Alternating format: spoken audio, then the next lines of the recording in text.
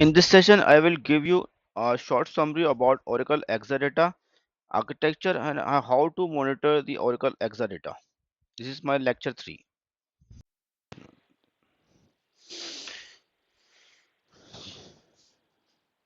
थोड़ा सा Exadata के बारे में बता देते हैं आप लोगों को ना, आप लोग जो मॉनिटरिंग करते हो ना, क्या करते हो?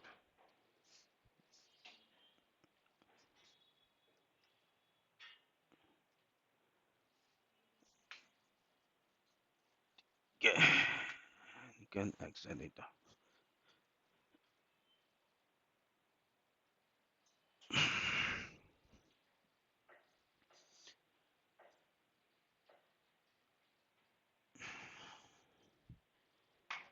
तो के इलेक्ट्रिक जो हमारी है ना क्लाइंट जो जितने भी हैं, Exadata बेसिकली क्या है? एक इंजीनियर सिस्टम है. अच्छा, इंजीनियर सिस्टम क्या है कि ना, जैसे कि ये एचपी की मशीन है ना, ठीक है. अब जैसे ये मशीन है हमारे पास जो ना थिन पैड की, ठीक है ना. अब जैसे एचपी की मशीन हैं, वैसे ही ओरेकल की अपना हार्डवेयर है. एक्साडेटा ओरेकल का अपना हार्डवेयर है. तो ओरेकल का अपना हार्डवेयर भी हो गया और फिर डेटाबेस भी है. ठीक है, तो मतलब अब उस किस्म के हार्डवेयर को हम कहते हैं इंजीनियर सिस्टम. ठीक है ना, स्पेशली ओरेकल ने अपनी डेटाबेस के लिए ही बनाया है. तो हार्डवेयर भी, डेटाबेस भी ओरेकल का है और हार्डवेयर भी ओरेकल ने अपनी अपनी ही उसके हिसाब से डिजाइन किया हुआ है. अच्छा, जो आप देखते हैं एक्साडेटा का मॉड्यूल है ना, ये इस तरीके से एक रैक है जो कि आपके हमारे प्राइमरी सर्वर पर, हमारी प्राइमरी वहाँ पे जो है ना डेटा सेंटर के अंदर रखा हुआ है. उसके अंदर होता है इस तरीके से, एक DB1, दो DB की मशीन हैं, DB1 एंड DB2. ठीक है, DB1 एंड DB2. उसके साथ स्टोरेज, स्टोरेज 1, स्टोरेज 2 और स्टोरेज 3. तीन स्टोरेज मशीन भी हैं. ठीक है, इसी के अंदर. अच्छा, इसमें एक है इन्फीनीबैंड स्विच 1 और यही इन्फीनीबैंड 2. दो इन्फीनीबैंड स्विचेस भी हैं. ठीक है, इस मशीन का स्ट्रक्चर इस तरीके से, 2 DB की मशीन हो गई, दो तीन स्टोरेज सेल हो गए और दो इन्फीनीबैंड स्विचेस हैं. अच्छा, अब हमारे पास DB की मशीन का पर्पस क्या है जो हमें चल रही है यहाँ पे? वो है वहां पर डेटाबेस की मशीन है, वो ओरेकल का रैक बना हुआ है, ओरेकल क्लस्टर्ड बना हुआ है, 2 नोड ओरेकल क्लस्टर्ड बना हुआ है. और ये जो स्टोरेज है ना, इस स्टोरेज के अंदर हमारा डेटा है. इसको मैं कहूंगा डेटाबेस. डेटाबेस यहाँ पे हमारा डेटाबेस सेव हो रहा है. ठीक है, स्टोरेज सेल, 3 स्टोरेज सेल्स हैं. अब ये 3 स्टोरेज सेल इस तरीके से हैं कि ना, एग्जाम्पल लेता हूँ, 40 TB की टोटल स्टोरेज है. ठीक है, 40 TB की टोटल स्टोरेज है. तो इसमें होता है कि 30 TB इसमें हो, 30 TB इसमें हो, 30 TB इसमें हो. इन 90 TB की स्टोरेज से 40 TB की स्टोरेज बन रही है. तो 30 TB है वो हमारा बैकअप होगा. ठीक है, 30 TB क्या है हमारा बैकअप है. अब मैं इसको ऐसे ही करता हूँ, 40 TB की ये भी है, 40 TB की, 40 TB की ये भी हो, 40 TB की ये भी है, तीनों 40-40 TB की है. ठीक है, मगर हमें डेटाबेस से मिल रहा है 40 TB. मतलब इसको देखो तो 120 TB है, ऐसा ही है. मगर हमें जो डेटाबेस में अवेलेबल मिलेगा 40 TB मिलेगा. वो क्या है, अब उससे फायदा क्या है, 3 स्टोरेज सेल है ना, तो अगर किसी वजह से एक ये बैठता है, किसी वजह डाउन हो जाता है, तो इन दो पे सिस्टम चलता रहेगा. ठीक है, और अगर किसी वजह से ये बैठ जाता है तो इस पे सिस्टम चलता रहेगा. तो ये दोनों जस्ट लाइक इसका बैकअप है. तो इसी वजह से हमें 40 TB मिल रही है. अच्छा, अब इसमें ये होती है मोड है हाई अवेलेबिलिटी मोड. उनसे बड़ी हाई हाई अवेलेबिलिटी मोड है. मतलब इसमें क्या है कि हाई अवेलेबिलिटी मोड पे हमें पूरा दो बैकअप मिल रहे हैं। अगर डिफॉल्ट वो दो स्टोरेज डाउन डाउन हो जाते हैं तो सिस्टम हमारा फिर भी चलता रहेगा, मगर हाँ अगर तीसरा ही बंद हो गया तो सिस्टम हमारा डाउन हो जाएगा। ठीक है ना। हाँ, इसमें अब एक और ऑप्शन भी आता है कि यार मैं बोलता हूँ कि नहीं भाई मुझे इतनी स्टोरेज नहीं चाहिए, तो इसमें एक और मोड मिल रहा था कि आप इसको कह दो कि 100% नहीं चाहिए, तो आपको क्या होगा, इससे एक बैकअप बनेगा। और ये अगर किसी वजह से ये बैठता है हार्डवेयर में तो इन दो में सिस्टम चलता रहेगा, मगर फिर क्या होगा, मुझे स्टोरेज मिलेगी 80 GB। सही है ना। और 40 GB मेरा बैकअप होगा, और 80 GB को मेरा सिस्टम को डेटा होगा, तो मेरे को ज़्यादा स्टोरेज मिलेगी। मैं ये भी कर सकता हूँ, एक इसमें ऑप्शन होता है एक्सटर्नल। मैं कहता हूँ जी मुझे ऐसा करो पूरी 120 TB दे दो, 120 TB पूरी दे दो, मुझे कोई मसला नहीं है, अगर बैठता है तो ठीक है मैं बर्दाश्त करूंगा। ठीक है, तो ये भी कर सकता हूँ, मगर ये रिकमेंडेड नहीं होता है। रिकमेंडेड भी होता है ओरेकल का जो रखता है कि आपने जो है ना, आप 40 TB वहां से लेके जाना है, बाकी 80 TB के ऊपर आपको बैकअप। तो ये इस तरीके से तीन स्टोरेज सेल बने हुए हैं, आप जो वहाँ पे मॉनिटरिंग करते हैं, तो आपको मॉनिटरिंग में यही होता है कि आपके पास वो 2 DB सर्वर्स हैं और 3 स्टोरेज सेल्स हैं। अच्छा, अब इसके बाद 2 InfiniBand स्विचेस भी होते हैं। इन InfiniBand स्विचेस का पर्पज ये होता है कि देखो, ये डीबी मशीन, अब जैसे कि मैं इस मशीन से, इस नोटबुक से दूसरी नोटबुक पे कनेक्ट करना है, तो ये हमारे स्विचेस लगे हुए हैं, इन स्विचेस के थ्रू मैं जाता हूँ और कनेक्शन बनाता हूँ। अब इन स्विचेस के थ्रू मैं भी कनेक्ट हूँ, आप भी कनेक्ट है। ठीक है, इसी स्विचेस के ऊपर मेरा जो ना पब्लिक नेटवर्क भी जो है, इंटरनेट भी आ रहा है, और मेरी इंटरनेट कम्युनिकेशन भी हो रही है, इसी स्विचेस के ऊपर हो रही है। इन्फिनिबेंड स्विचेस ये है कि स्पेशली जो है ना, सिर्फ और सिर्फ डेटाबेस और स्टोरेज के दरमियान जो कम्युनिकेशन हो रही है ना, सिर्फ इसके लिए है। इस स्विचेस के, इस नेट जो स्विचेस हैं, इसके नेटवर्क पे कोई यूजर नहीं आएगा। ठीक है, और ये फाइबर चैनल, जो फाइबर ऑप्टिक्स है ना, ये उसकी कम्युनिकेशन के लिए दे रहा है हमें। तो ये स्विचेस मैं आपको एग्जाम्पल के लिए बता रहा हूँ। ठीक है, जस्ट लाइक ये इस किस्म का स्विच है, उससे मगर सिर्फ और सिर्फ क्या है, डेटाबेस और स्टोरेज सेल के आपस में जो कम्युनिकेशन है, उनको डेटाबेस ने डेटा कहाँ सेव करना है, स्टोरेज में सेव करना है, तो उसमें जो कम्युनिकेशन हो रही है वो इन्फिनिबेंड स्विचेस के थ्रू हो रही है। अच्छा, ये दो क्यों है, दो इसी लिए बैकअप के लिए। ये फर्स्ट टाइम पे प्राइमरी एक होगा, एक पे सिस्टम चल रहा होगा, किसी वजह से एक इन्फिनिबेंड स्विच बंद हो जाता है, तो सेकंड इन्फिनिबेंड स्विच पे सिस्टम शिफ्ट हो जाएगा। ठीक है, तो ये सिर्फ क्या है, बैकअप के लिए रखा हुआ ओरेकल ओरेकल ने। ठीक है, ये हो गए दो इन्फिनिबेंड स्विचेस। अच्छा, एक होता है इसमें management switch, MGMT, management management switch. क्या कहते हैं, मैनेजमेंट स्विच। क्या होता है मैनेजमेंट स्विच, मैनेजमेंट स्विच का पर्पस ये होता है, मुझे इस डीबी मशीन से कनेक्ट करना है, इस डीबी की पुटी पे कनेक्ट करना है, इस मशीन की पुटी पे कनेक्ट करना है। तो मैनेजमेंट स्विच क्या करता है, हमारी जो एडमिनिस्ट्रेशन जो होती है, जो हमें मॉनिटरिंग करनी है, उसको फैसिलिटेट कर रहा होता है। मैनेजमेंट स्विच का पर्पस ही होता है, मुझे अगर इस मशीन को पे कनेक्ट करना है, तो इस मशीन की जो कनेक्टिविटी जो जो मेरी मिलेगी ना, वो इस स्विच के थ्रू मिलेगी, जो मुझे एडमिनिस्ट्रेटर को करना है, सिर्फ ओरेकल को नहीं करना, और जो ओरेकल रैक की सॉफ्टवेयर चल रहा है उसको नहीं करना, मुझे करना है, मुझे पुटी से कनेक्ट करना है। ठीक है ना, वो इस मैनेजमेंट स्विच के थ्रू कनेक्ट करूंगा, इसके साथ ये कनेक्ट होगी, मैं इसके थ्रू जाऊंगा और यहां से कनेक्शन बनाऊंगा। तो हमारे पास जो ओरेकल हेक्सा डेटा का जो स्ट्रक्चर चल रहा है, वो यही स्ट्रक्चर चल रहा है कि दो डीबी मशीन हो गई, जिसमें ओरेकल रैक है, ये स्टोरेज सेल हो गया, और दो इन्फिनिबेंड स्विचेज हैं, और एक हमारा मैनेजमेंट स्विच है। अच्छा, डेटाबेस मशीन के भी हमारे पास दो डेटाबेस चल रहे हैं, एक हमारे पास है MDM, एक है हमारे पास सोआ। ठीक है, दो डेटाबेस चल रहे हैं। MDM का भी रैक बना हुआ है, MDM का रैक नोड 1 पे बना हुआ है, नोड 2 पे बना हुआ है। सोआ का भी रैक बना हुआ है, नोड 1 पे बना हुआ है, नोड 2 के ऊपर बना हुआ है। मतलब अगर किसी वजह से नोड 1 बंद होती है तो MDM नोड 2 से चलता रहेगा, और किसी वजह से सोआ बंद होती है तो सोआ का तो सेकंड नोड पे चलता रहेगा। ठीक हो गई बात। अच्छा, अब एज इट इज यही यही पूरी की पूरी यही कॉपी DR साइट पे मौजूद है। ये है प्राइमरी PR, ये PR है, और ये DR, सेम यही पूरा स्ट्रक्चर्ड एज इट इज यहां पे मौजूद है। अब ये DR साइट पे क्या हो रहा है, ये तो स्ट्रक्चर हार्डवेयर तो वैसी का वैसी मौजूद है। ठीक है ना, डेटा कैसे जा रहा है, by the use of data guard, जो मैंने आप लोगों को कल पढ़ाया था। ठीक है, जो मैंने आपको बताया था, एप्लीकेशन बताया, तरीका बताया था, वो जो डेटा यहां से यहां जा रहा है बाय द यूज ऑफ, उसे हम कहते हैं डेटा गार्ड। ठीक है, ये इस डेटा गार्ड के थ्रू डेटा इस जगह से यहाँ पे ट्रांसफर हो रहा है और एप्लीकेशन लगी हुई है। आप लोग जब मॉनिटरिंग करते होगे तो आप इसकी सिंक्रोनाइजेशन चेक करते होगे कि आपका डेटा गार्ड वहाँ पे कितना सिंक है या नहीं है। तो वो यही जो आपको मैं बता रहा हूँ जो चीज़ें आप आपको नेक्स्ट चलेंगे इंशाल्लाह, तो उसमें यही चीज़ चेक कर रहे हैं कि यार डेटा गार्ड अब बना हुआ और डेटा कितना कितना सिंक है।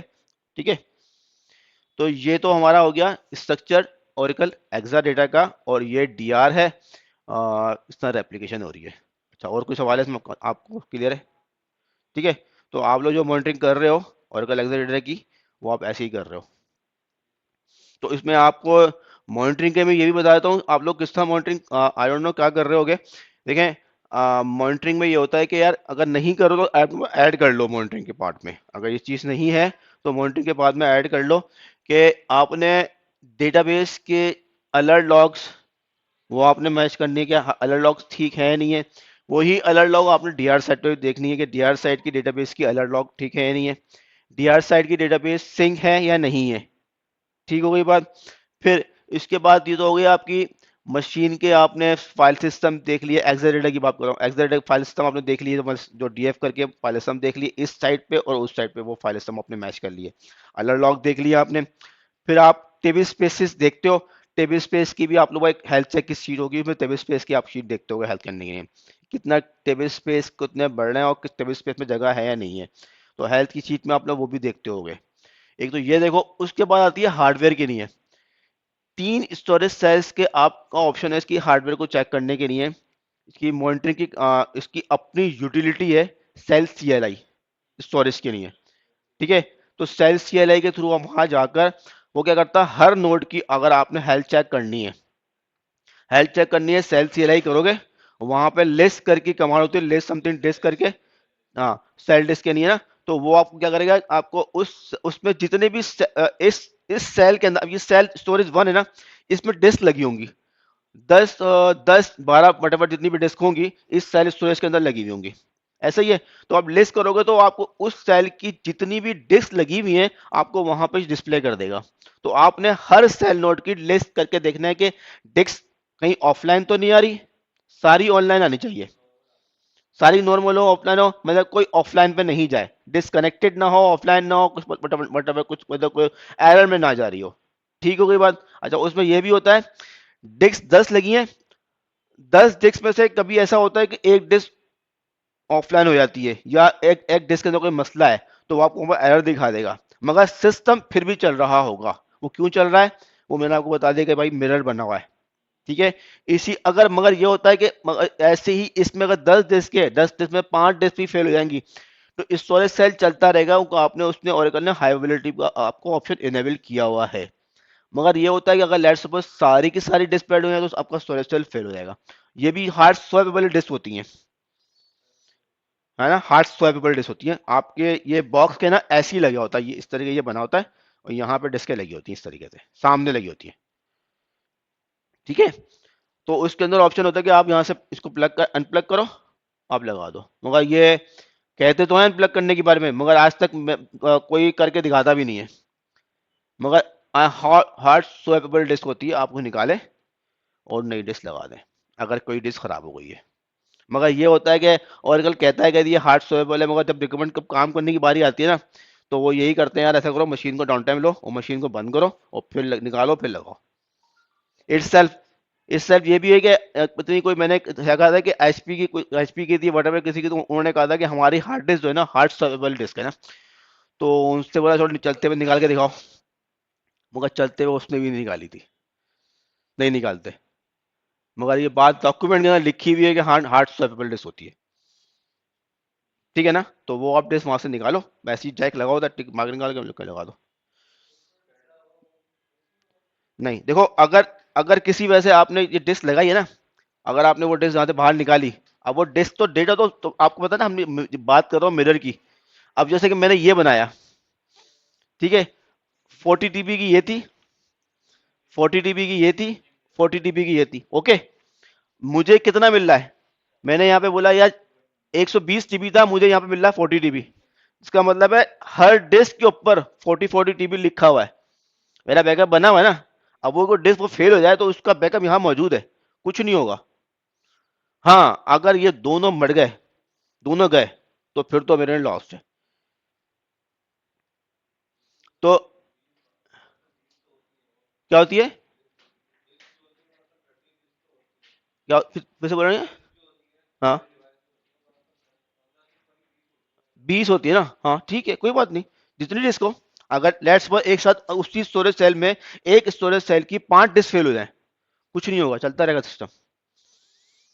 क्योंकि ऑरिकल आपको एक पूरा स्टोरेज सेल बैकअप दे रहा है ना आपको उसका। अगर उस ये पूरा बैकअप अगर चल रहा है इस वाले स्टोरेज सेल में, अगर 20 डिस्क थी और 10 फेल हो गई, कोई मसला नहीं, चलता रहेगा सिस्टम, कोई मसला नहीं, सिस्टम चलता रहेगा। और हर, अब ये 10 इसकी फेल हो गई, 20 इसकी फेल हो गई, मजारी बात। अब ये देखो, आप देखो, मगर 10 इसकी फेल हो गई, 20 सिस्टम फिर भी चलता रहेगा, आपको 40% वहां मिल रहा है। अगर फिर उसकी भी फेल हो गई, फिर गया। अब इसका मतलब हमारा एडमिनिस्ट्रेटर वो सो रहा है, ठीक है ना, उसको पता ही नहीं है कि जिसके फेल हो गई है। तो यही चीज इसी वजह से रखी जाती है कि आपने मॉनिटरिंग कर देखनी है। चलो आपने एक दिन नहीं देखा भाई, आपने सेकंड डे देख लिया, अब आपने पूरा साल ही देखा नहीं, मतलब पूरे महीने देखा नहीं, तो फिर तो सिस्टम बैठ जाएगा, ठीक है ना। तो आप लोगों के लिए ये है कि इसमें आप ये चीज चेक करते होगे यार, ये इसके सेल CLI जाके, फिर इसके इसके अपने भी हार्डवेयर की मॉनिटरिंग के टूल भी हैं। हार्डवेयर के मॉनिटरिंग के सकते हैं, अपने जो कंसोल है हार्डवेयर, उसका हार्डवेयर मॉनिटरिंग आपने करनी है। उस जो आप जो मेंटेन देखते हो ना, उसमें से आपको डिस्क दिखा रहा होता है, ठीक है, क्या डिस्क का फेलियर है। फिर इसका अपना हार्डवेयर मॉनिटरिंग कंसोल भी है, वहां पे आपको ये भी दिखाएगा कि कौन सी रैम कौन से स्लॉट पे लगी। अगर किसी वजह से रैम फेल हो गई आपकी, कोई रैम की स्लॉट अगर 10 रैम लगी हुई है, ठीक है, और रैम में से स्लॉट में से कोई एक रैम फेल हो गई, किसी वजह से प्रॉब्लम आ गई मदरबोर्ड, तो आपको दिखाएगा कि ये पर्टिकुलर रैम जो है ना वो फेल हो गई है। तो आप वो भी मॉनिटरिंग कर सकते हो। अब पता नहीं आप लोग मॉनिटरिंग करते हो नहीं करते हो, मगर आपने वो करना हो तो आप वो भी कर सकते हो, वो भी अपने ऑप्शन मौजूद है। वो मैं खाते वो टीम नहीं करती होगी। हाँ, मतलब वो GUI बेस्ड पोर्टल है, उसमें आप लॉगिन करें, उसका पासवर्ड, यूजर आईडी पासवर्ड, जो जिस यूजर आईडी पासवर्ड से आप सेल स्टोरेज पे लॉगिन करते होगे, सेल स्टोरेज पे लॉगिन करते होगे ना आप लोग, ठीक है ना, तो वही उसका भी यूजर आईडी पासवर्ड सेम होगा, ठीक है। वो कंसोल का पासवर्ड ही सेम होगा, उससे लॉगिन करोगे तो वो आपको 100, मतलब आप जो मदरबोर्ड पे जितनी रैम्स है सबका स्टेटस दिखाएगा, ठीक है, CPU जो भी होगा पूरा हार्डवेयर का स्टेटस आपको दिखाएगा। तो आप वो भी वहां से वो आपको मॉडल DB नोड का भी दिखा सकते हैं, DB1 DB2 का भी आपको पूरा स्टेटस मिलेगा, स्टोरेज सेल का भी स्टेटस मिलेगा, स्टोरेज 1 स्टोरेज उसका स्टेटस भी मिलेगा। आप वहां से हार्डवेयर का कंप्लीट स्टेटस देख सकते हो कमांड प्रॉम्प्ट पे, ऊपर कमांड प्रॉम्प्ट पे भी देख सकते हो, और साथ साथ आप उसको वेब कंसोल से भी देख सकते हो, ठीक है। वैसी आती है इन्फिनिबैंड स्विचेस के बारे में। इन्फिनिबैंड स्विचेस भी ये होता है कि एक वक्त में एक चल रहा होता है, एक प्राइमरी होगा, एक आपका सेकेंडरी होगा, तो आप उसका स्टेटस भी देख सकते हो कि इस वक्त कौन सा प्राइमरी है और कौन सा सेकेंडरी है। और उसमें से आप ये भी कर सकते हो कि लाइव चलते हुए एनवायरनमेंट में आपको लगता है कि यार आपको किसी एक को स्विच करना है, तो आप उसको स्विच भी कर सकते हो। अब जैसे कि मैंने जब ओरेकल एक्साडेटा की तो मेंटेनेंस करवाता था, तो मेंटेनेंस में इस तरीके से होता था कि अगर लेट्स सपोज किसी स्टोरेज सेल जो है उसकी कोई हार्ड डिस्क में रिप्लेसमेंट करनी है मैंने, तो क्या करते थे, हार्ड डिस्क में रिप्लेसमेंट करनी है, एक स्टोरेज सेल की हार्ड डिस्क फेल हो गई है। अक्सर अकवार इसमें होता था कि जो आपका जो स्टोरेज सेल में ना इनके होते हैं मदरबोर्ड फॉल्टी हो जाते हैं, मदरबोर्ड फॉल्टी हो जाते हैं, और स्टोरेज सेल का एक होता है कनेक्टर होता है वो फॉल्टी हो जाता है। तो वो भी रिप्लेस करने का ऑप्शन होता है कि आप चलते हुए, इनका ऑप्शन है वहाँ पे जाएं, इसको आप शट डाउन कर दें चलते हुए सिस्टम पे, कोई डाउन टाइम की रिक्वायरमेंट नहीं है। इसको आप बंद कर दें, सिस्टम चलता रहेगा आपके, वहीं पे बंद करें, बंद करने के बाद अपनी जो हार्ड डिस्क अपनी मदरबोर्ड चेंज करना है, मदरबोर्ड आपने वहीं के वहीं चेंज करें, इसी बॉक्स में बाहर निकालें उसको, बाहर निकाल के आपने चेंज करें, और वापस से फिर अब एंटर कर दें, ठीक है ना। तो ये सब लाइव चलती हुई एनवायरनमेंट में हो सकता है। अगर इनफैक्ट ये भी हो सकता है कि DB Note 1 आपकी चल रही है, DB Note 2 का कोई मदरबोर्ड फॉल्टी हो गया है, तो आप वो भी चलते हुए सिस्टम पे निकालें बाहर, उसको डेटाबेस को बंद करें, अपने ऑपरेटिंग सिस्टम को बंद करें और अपने हार्ड डिस्क बाहर सब निकालें और चेंज करें। मगर ये होता है कि ओरेकल एक्साडेटा का जो भी रिप्लेसमेंट होती है ना, उसका जो होता है पार्टनर जो होता है ना, पार्टनर जो है ना वो ही कर रहा होता है। मतलब ये नहीं है कि यार मैं अपनी मर्जी से जाऊं और एक्सरेटर खोलूं और मैं अब करने को तो कर लूं, ऑनरशिप मेरी है, कोई मसला नहीं है, मगर जो पार्टनर है ओरेकल का वही जाके हर काम करता है। ठीक है। पार्टनर, हाँ आप बोलो।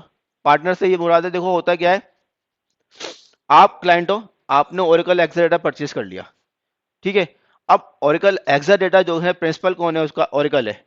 ओरेकल क्या करता है, कोई भी हार्डवेयर बेचता है ना, डायरेक्ट नहीं बेचता, वो इन्वॉल्व कर लेगा इनको। जैसे इनको इनको इन्वॉल्व कर लिया, इनको इन्वॉल्व कर लिया, आपने इनके थ्रू, इनको कोटेशन दी, इनके थ्रू परचेज किया, है ओरेकल का, है ओरेकल का, आपने इनके थ्रू परचेज किया, परचेज किया, अब आपने इनसे सपोर्ट ली, आपने परचेज भी किया और इनकी सपोर्ट भी ले ली।